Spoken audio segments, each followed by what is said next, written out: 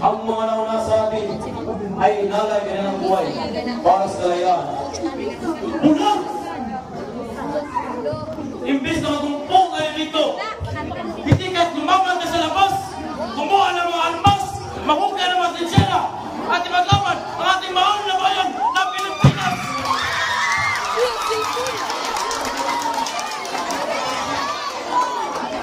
Hindi tayo narito upang magubo! Narito tayo upang labanan ang ating inang bayan, Pilipinas!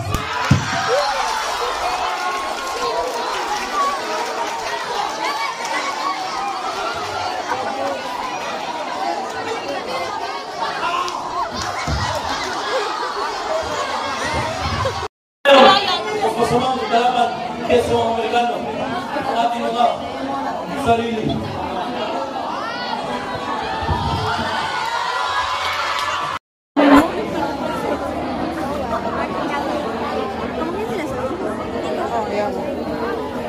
Ang duho. Yung member ka doon nag-case mo ni Mackenzie?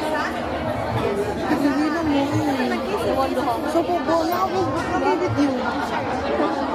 Narito ang iyong katanungan. Bilang kabataan sa modernong panahon, paano mo may papakita ang pagiging makabayan? Ulitin ko, bilang kabataan sa modernong panahon, paano mo may papakita ang pagiging makabayan? Maraming salamat po sa iyong tanong. Agad mo yan. Sa iyong tanong, may tanong rin ako. Nag-iba na ba ang kabataan sa modernong panahon? Nag-iba na ba ang gusto ni Dr. Insa Rizal na ang kabataan ba ang mag-asa ng kinabukasan? Kung ngayon, ating gawing tama. Sa modernong panahon, maraming nag-iiba. Meron ng social media, meron ng gadget. Pero, nandyan pa ba ang puso ng ating mga bayani? Ay, doon lang. Buksan ang iyong mga puso. Pakinggan niyo ako.